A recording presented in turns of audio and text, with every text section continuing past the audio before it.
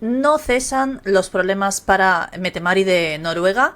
Os voy a traer diferentes informaciones, unas que cuentan algo insólito de lo que ha hecho la propia Casa Real para esa entrevista que concedió, como sabéis, hace poco más de una semana a Mette-Marit para la televisión pública noruega, en la que seguramente recordáis estaba Håkon sentado al lado de su mujer, que le dio pues toda esa confianza y quizá ganándose al mismo tiempo la desconfianza de los pocos que todavía consideran que Håkon puede reinar.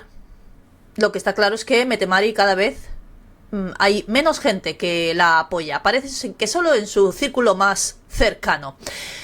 Pero os traigo otra noticia que hace seguramente que Mette-Marit se esté hundiendo. Vamos, digo yo que sería lo más normal, que se hunda después de todo lo que está sucediendo. Vamos con esa primera noticia de lo que ha hecho Casa Real, porque tiene mucho que ver con esa entrevista de Mette-Marit hablando de esa vinculación con Jeffrey Epstein, que prácticamente fue todo absolutamente mentira desde el principio hasta el final. Pero cuando conozcáis esta noticia es más surrealista todavía, porque si ya pensábamos que era mentira, ahora más aún. Porque hace poco más de unas semanas, cuando Mette-Marit se pronunciaba, tras haber guardado silencio durante muchísimo tiempo sobre esa relación con Jeffrey Epstein, algunos medios nacionales compartieron su opinión más sincera, incluso algunos invitándola a que volviera a hablar, que respondiera a algunas preguntas que realmente eran las importantes. Porque seguramente muchas de las preguntas que había que hacerle no se les hizo, por petición propia de la Casa Real, la princesa heredera y los medios de comunicación. Así es como todos los titulares en la prensa noruega titulaban prácticamente todos sus artículos. Algunos medios incluso se puso en contacto con Palacio para corroborar una información, y es que ellos, directamente Mette-Marit, habían recibido todas las preguntas que se le iban a realizar en esa entrevista con una semana de antelación, y que el acuerdo de esa entrevista no estuvo completamente finalizado hasta pocas horas antes de que se realizara esa entrevista. O sea que Mette-Marit sabía todo lo que tenía que responder a todas esas preguntas. ¿Eso es una entrevista sincera? Estaba, además, lo vimos, súper preparada esa entrevista, y ahora se puede entender. Además, el director de una cadena de televisión, de justo la cadena que le concedió Mette-Marit esa entrevista, dijo que, entre otras cosas, que lo hicieron porque querían informar y para obtener buenas respuestas.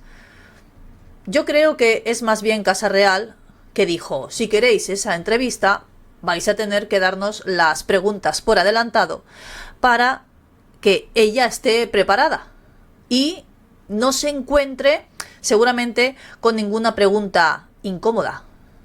No sé vosotros qué pensáis, pero yo creo que eso está más que preparado. La crítica de muchos medios, evidentemente, pues al día siguiente eran todo críticas, que han tenido además una columna en diferentes medios. Fue invitada a diferentes programas y no quiso acudir a ninguno.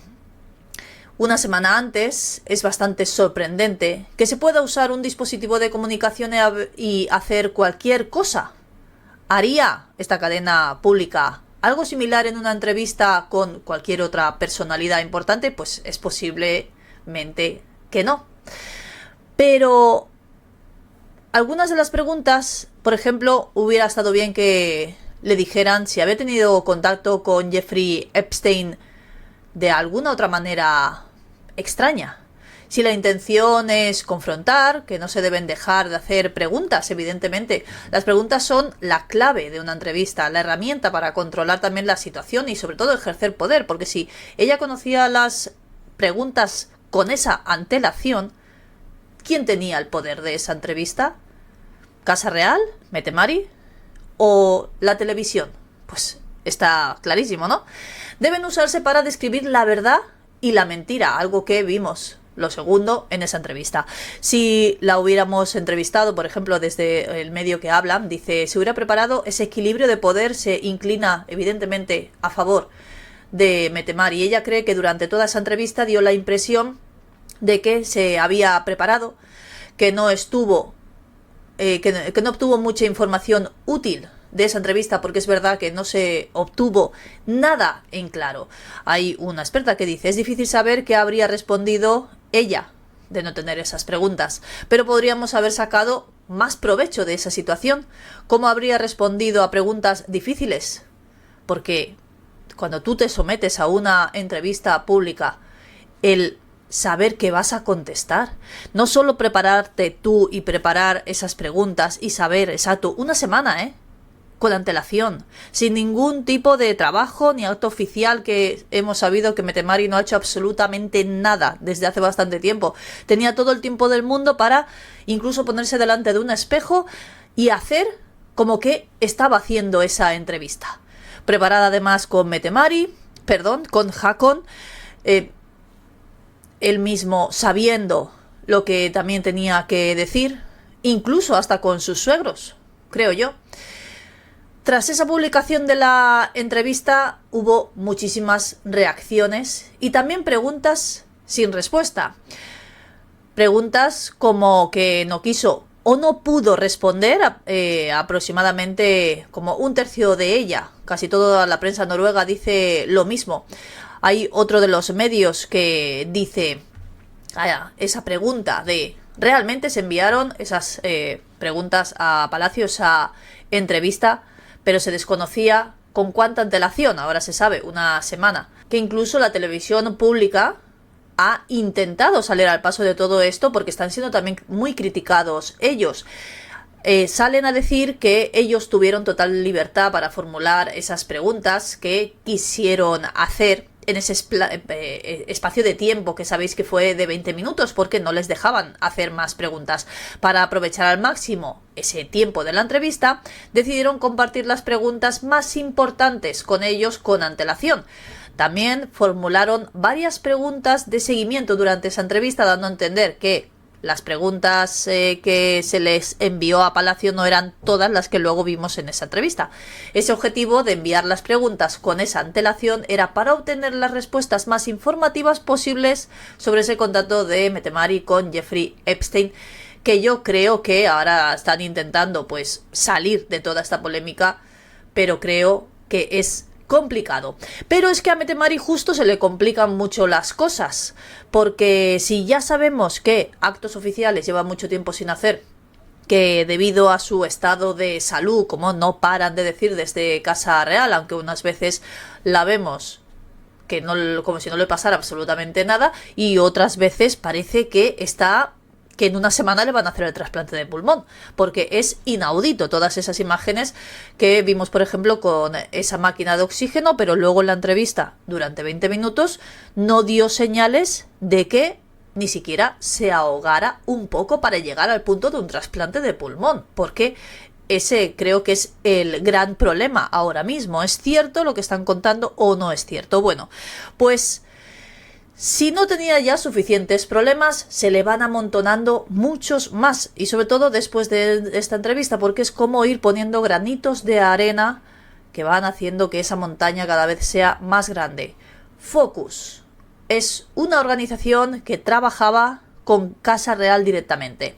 Esas siglas significan Foro para Asuntos de Mujeres y Desarrollo, y no va a continuar su patrocinio real con Mette Mari, y así lo ha hecho público a través de su propia página web. No es simplemente que la prensa esté hablando sobre ello en la página web. Si vamos directamente a las informaciones que ellos dan cuando hay un comunicado, pues en esta página se puede ver cómo han anunciado que ya no van a seguir colaborando con Mette Mari, pero es que no es la única.